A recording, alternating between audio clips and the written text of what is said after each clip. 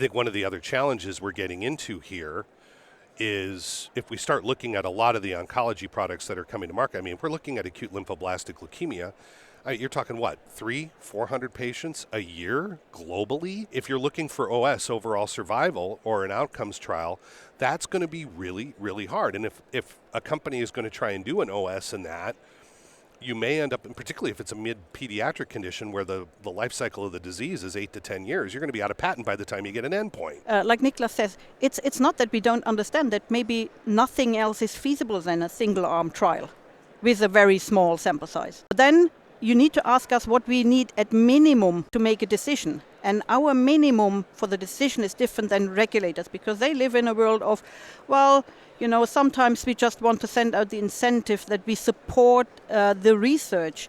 This is fine, but not if it comes with a 5 million prize ticket. There are increasing questions on the validity of an accelerated or conditional approval. Do we need the conditional and accelerated approval? Is this a valid approach to regulatory approval? There is in no one's interest that the patients shall die waiting for the evidence.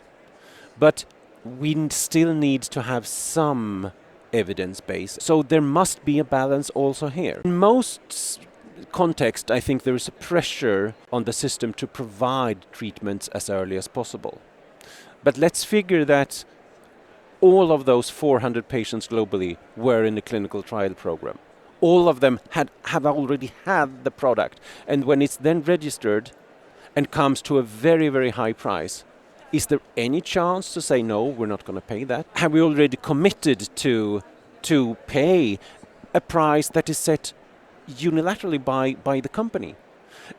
I think that's where the framework of APAS comes in, because so many agencies are now in dear need of some kind of framework. It's not providing a rule book, but a toolkit. Correct. If you need to build a system in your own country, these are a few reasonable thoughts to keep in mind.